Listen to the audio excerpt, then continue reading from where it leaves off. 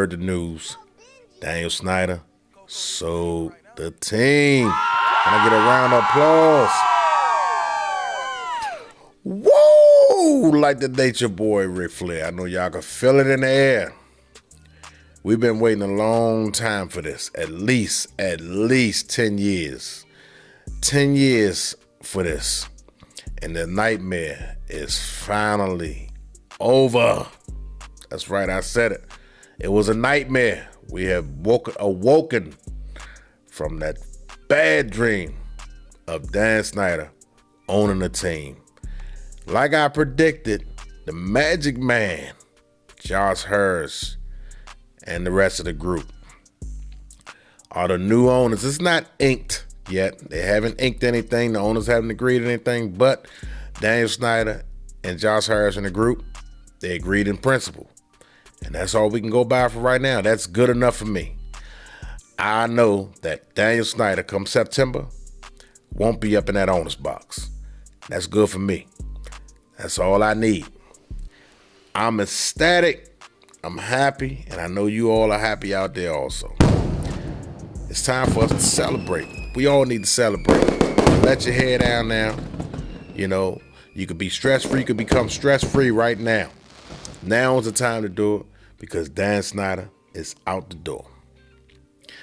And Dan Snyder, in all honesty, as I said before, on the Washington Redskins fan page, the Commanders fan page on Facebook.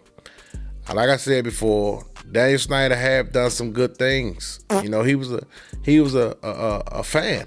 He was a huge fan, a fan with a lot of money, and he was able to spend. If we all would have had a team, let's just say, for instance, if we all had that type of money, we bought the team. Who knows what we would have done? We could say in hindsight, we could say that we probably wouldn't did some of the things that Daniel Snyder did, but he was trying to buy a Super Bowl early on. Let's give him credit for that. Can I get a round of applause again?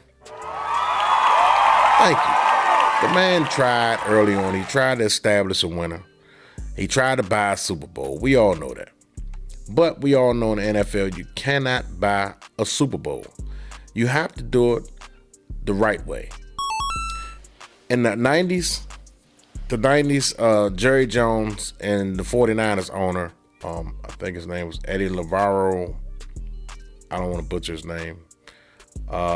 Anyway, the 49ers owner and Jerry Jones, they was able to buy Super Bowls. You know, they bought a lot of high price. They still had to go out on the field and perform, but they brought in a lot of high-profile free agents.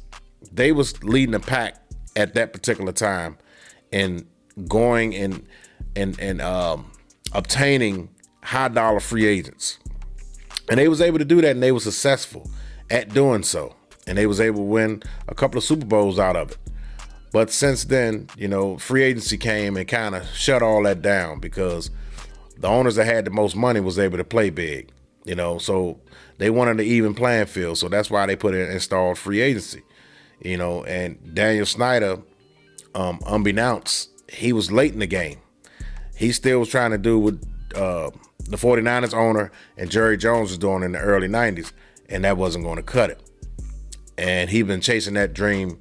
He's been chasing that type of way ever since. And that way of doing business wasn't going to work. And so it took him a long time to figure that out. And the players that was coming here was teaching him lessons because the Bruce Smiths, the Deion Sanders, the list goes on, all the high-profile free agents he brought in here, and they didn't pan out. They just came here for a paycheck. And then it was rumored around the league that, yeah, if you want to get paid, go to Washington. That was the word. So he learned some tough lessons along the way. All the other stuff that we're hearing about the backlash, about the sexual misconducts, the sexual harassments around the workplace, especially with Larry Michael. Larry Michael, of all people, this guy on TV looking like a saint, looking like he's just a normal family guy that spend time with his wife and kids on Sundays, his grandkids and all that. And he turned out to be one of the worst. It was so bad they had to dismiss him of his duties. he was that bad. It was that bad. The rumor was the word, everything, anything, the allegations, the stuff that I don't know what the guy did. But all I was hearing, I'm hearing it just like everybody else. And he was one of the worst. Larry Michaels. You know, Fred Smoot even made a, they used to play Fred Smoot skit. Oh my goodness, Mr. Larry Michaels. But anyway, Daniel Snyder, he will not be missed. I respected what he did early on, like I said, but he will not be missed. I think we're on to something big. I like what I was just watching. If you guys get a chance, check out Commander's Log, episode 2. The title of it is Why Not Washington? You guys check that out. It'll really get you fired up. I just watched it on my way home. I was listening to it. I didn't see a lot of it. Only when I was at stoplights, I would look at it. It's around 15 to 20 minutes long. So it's some good stuff on there. Check that out when you get a chance. It's on YouTube. Commander's Log. I think Julie Donaldson is behind that.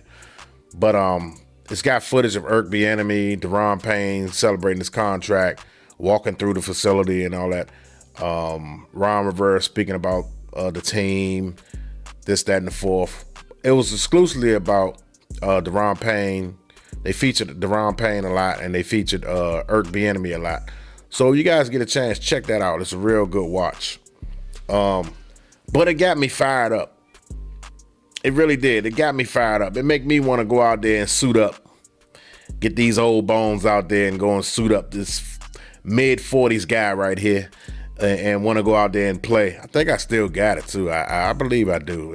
You know, despite what some may say, I think I can do it. Yeah, I think so. But anyway, yeah, it got me fired up, and it got me really amped up to want to do this. And I'm hyped up. I'm feeling good about the team. I'm in good spirits. I'm ready to watch some football on Sundays right now. I know it don't work that way because these guys got to get their body healed and rested. If it was up to me, they'd be playing all year. But I know you can't do that. It's not physically possible. But I'm ecstatic about the team. I'm ecstatic about Sam Howell. Like I said in my post and my videos, Sam Howell is the one. You guys really, you know, the national media pundits, they want to say this and that about Sam Howell, don't have belief in him and stuff like that. I believe highly in Sam Howell. I think Sam Howell is going to take the next step. I think he's really going to surprise some people. He's not going to surprise me. I've been following this guy for the last 2 years before he came to the NFL. And I remember when we drafted De'Ami Brown, and I was looking at De'Ami Brown because I was curious. I don't watch a lot of college football like some of these other Commanders podcast guys. I really don't. I watch a lot of highlights or what the ESPN guys are saying. But when we drafted, for every guy we drafted, I go look at the highlights. That's first and foremost. That's what I do.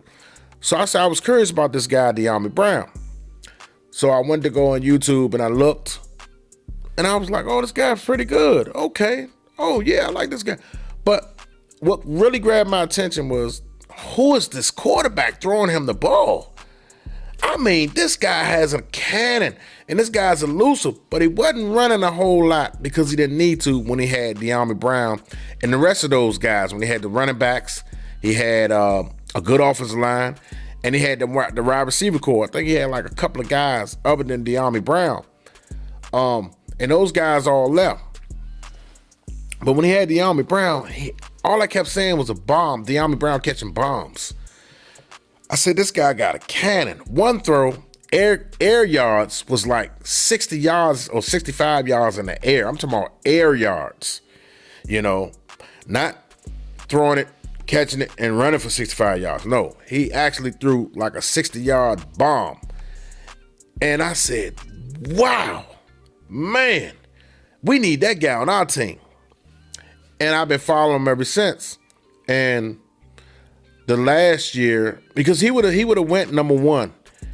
He would have went in the top 5 had he went out, because he was up for a Heisman.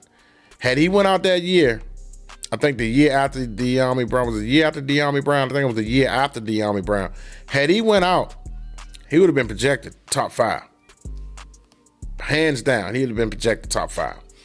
So I'm really excited about Sam Howell, you know, what he can do. This guy's like a bulldozer out there. This guy, you know, he reminds me of John Riggins. I know they play 2 different positions, stuff like that, but his style of running, he's a very physical runner for a quarterback. I mean, he delivered blows.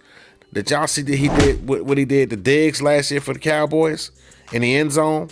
How Diggs took a while for him to get up? That's what I'm talking about. That's the type of power Sam Howell can distribute, can deliver. He deliver hard blows. Safeties and cornerbacks going to think about twice trying to tackle this guy. Linebackers and defensive linemen, that's one thing. They're big enough. But those safeties and those cornerbacks, they're going to think about that's going to get extra yards for Sam Howell. Trust me, if we could put him in the right situation, Irk Bieniemy is not Scott Turner. He's not going to be in his own way. You know, he's way creative than Scott Turner, and he knows how to call a game. He was with Andy Reid. He knows how to call a game. Trust in Irk Bieniemy, trust in Sam Howell. I like our chances. And that's all I got to say. I like our chances. Daniel Snyder's no longer the owner. Look forward to the season, guys. I really think we're going to do something special. I can't say we won't go to the Super Bowl. I can't say that. You never know. So I'm going to stay positive, see what they do in the college draft, and see how they performing in training camp, OTAs, mini camp, or whatever the case may be. I'm going to check this team out long and hard. And like I said in the last video, I'll make my predictions as I see fit. I may deduct some, I may add some, you know. But I'll be coming along with my picks, prediction for the wins and loss total. I say around at the end of training camp. I don't know for sure. Then when I get them in preseason and see what they're doing, then I can make a definite, a solid pick right before the season starts. Solid prediction. I thank you guys for subscribing, the newly subscribers. I thank you. I told you, I say this all the time. I'm nothing without you guys. You guys, I love to see people subscribing to me. That means they're paying attention. That means I'm putting out good content, and I want to continue to do that, and I want to grow this channel. I just started this channel, and I thank you for the people that subscribe to me. You mean a lot to me. You really do. I'm nothing without you guys. You're helping this channel grow, and I really do appreciate that. I can't stress that no more. But anyway, this video has been long enough. Thank you guys for tuning in.